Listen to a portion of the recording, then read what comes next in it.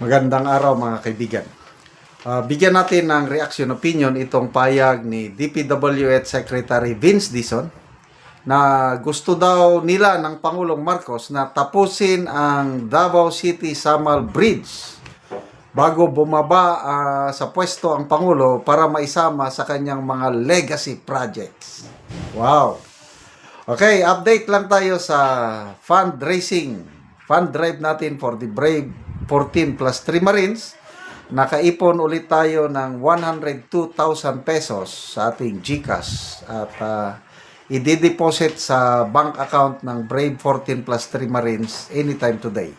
Yung naunang na ipadala o na i-deposit sa kanila is 630,000 pesos. Okay, ito po yung GCash number na ginagamit natin sa mga gustong tumulong. 0966-265-8480. Ivan Henry Sibog ang pangalan sa GCash. Echo Victor Alpha November yung Ivan. Sibog is Sierra India Bravo Uniform Golf. Okay, sa mga nakatira sa ibang bansa, ang city address ng GCash number na ito is Cagayan de Oro City at ang street nailagay nyo is Barangay Patag. Okay, ito. Good news na sana. Kaya lang, wala. Credit grabbing na naman ito siguro mangyari. Post ng Solid North News Media. Nangako si DPWH Secretary Vince Dizon na matatapos ang 20 bilyong Samal Island Davao City Connector Bridge bago matapos ang termino ni Pangulong Ferdinand Bongbong Marcos Jr. sa 2020. Ayon kay Dizon, personal na pangako umano ng Pangulo sa mga residente ng Davao City at Island Garden City of Samal na makukumpleto ang malaking infrastructure project habang nasa pwesto pa ang kasalukuyang administrasyon. Tinitiyak ko, sabi ni Dizon, sa mga mamamayan ng Davao City at Island Garden City of Samal na matatapos natin ito bago matapos ang termino ng Pangulo. Yan ang pangako ng Pangulo sa mga taga Davao at taga Samal. Okay. So, parang Bukana Bridge. Di ba inangkin nila legacy project ng Pangulong Marcos? Ang tanong, kailan ba nagsimula ang planning, design, and everything about this bridge? Katulad din sa, at sino ang nagpundo? Saan galing ang pundo? Ganon din, pareha sa Bukana Bridge. Nagsimula ang planning, design, funding ng Davao City Samal Island Bridge panahon ni Tatay Digong. Ito, sinerch ko sa AI. Planning and identification for the Samal Island Davao City Connector Bridge officially started in May of 2018. Nagkukuya-kuya-kuy pa ang Bongbong Marcos Jr. Nagtratrabaho na po si Tatay Digong. Formal construction broke ground on October 27, 2022. Yan. Nagkataon lang na nung nakumpleto na ang lahat, siya ang nakaupong presidente. Kailang ang planning, ang negosasyon, lalo na yung funding. I think 23 billion pesos ang funding nito. It's a loan agreement between China and the Philippines. Si Tatay Digong natin ang naggumalaw. So, yon. May 2018, project identification, preparation, and route selection workshop began. January 14, 2021, Digong time pa rin ito. The design and build contract was signed by the Philippines and the Chinese governments.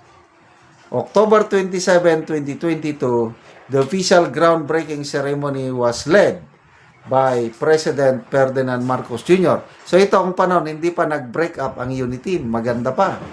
Kaya ngayong Bukana Bridge, nung nag-groundbreaking din yon, pinasalamatan ni Pangulong Marcos Jr. si PRRD. And I believe, nung groundbreaking nitong Samal Davao Bridge, in-acknowledge niya. How about ngayon? I-acknowledge pa ba niya? I don't know. Wala namang problema na siya ang magtapos. Ang kailangan lang, i-acknowledge mo sino yung mga naunang nagtrabaho. Huwag mo lang suluhin ang credit. Ganon lang yun. Yon. May 1, 2024, full-scale physical board filing and heavy construction works commence. So, magto 2 years na, no? So, hanggang 2028, bago siya, no, is matatapos na. Well, sana nga. Kasi ang laking tulong yan sa mga residente ng Samal at Davao. Nakapunta kami sa Samal Island bandang after pandemic, o before pandemic. Sumakay kami ng barge papunta sa Samal. And Samal Island is a beautiful city. Kaya nga, Garden City. Ang hindi ko makalimutan doon, yung kuweba na nandun yung mga paniki. Naisama ito sa Guinness World Book of Records. Ang daming paniki, libo-libong paniki. Nandun lang, makikita mo sa kuweba. Pagdating ng alas 6, lilipat na sila. Then, mga inang mga prutas. All over Mindanao, yan, iikutan nila. And then, pag madaling araw, babalik na naman sila doon sa kuweba na yon. Gusto kong balikan. So, again, sana hindi katulad sa subway, di ba? Pangako ng Pangulo. Matatapos ang subway bago ang kanyang bago mag-end ang kanyang termino sa 2028. Kaya lang, si Dizon mismo ang nagsabi na hindi kaya. Sa 2032 pa yan matatapos. Bakit? Kulang ng funding. Ang maganda dito sa Davao Samal Bridge, kompleto ang funding. Hindi nila pwedeng galawin kasi galing sa Chinese government. Ganon din yung Bukana Bridge, madaling natapos kasi hindi nila pwedeng galawin. To me, pasalamatan natin si Tatay Digong sa mga projects na ito. And of course, pasalamatan din natin ang Marcos Jr. administration dahil siyang nagtapos. Dapat ganyan. Huwag nang angkinin ang solo credit. Nagtulungan ang dalawang administrasyon para sa kapakanan ng taong bayan sa Davao and Samal. Salamat mga kaibigan sa inyong pagsubaybay sa channel ito.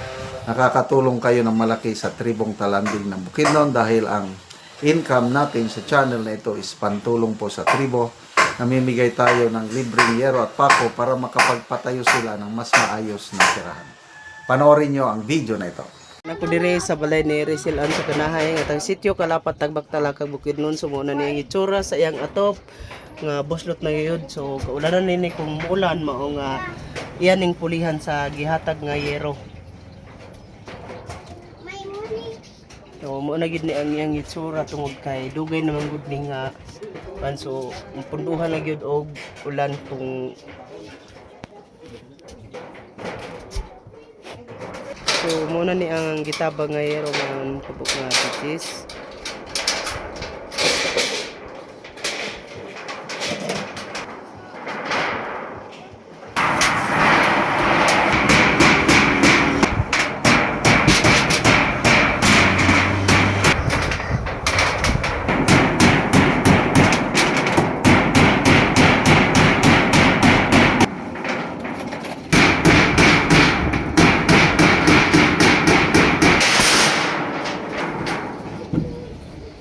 O karon managid sa pag-atop ang ginatabang nga yero. So nindot na gyud nga lantawon. Pasalamat ko sa Ginoo o sa kadua o sa nagtabang sa aning na nagatag sa mua kay nakaatop na dili na jud ni maulan. Oh, so pila na to ka tuig ang inyong atop nga gipulihan? Dugay na to mga 3 years na to. So kuan na nabuslot na gyud. Nabuslot na gyud kaayo. Kung wala dili pa jud ni maka atop kay kulang naman gid ang among kuan kita sa pagkaon pa lang, kulang na gid kaayo. O, so naa na kay estudyante. Naa na So pila na kabuok imong estudyante? isa. Isa ka buok. So wala na gid din yung budget sa pagpalit og yero. So taman ra gid sa kaon. Wala na gid pang kuan sa hero, pagkaon ra gyud. Salamat kaayo.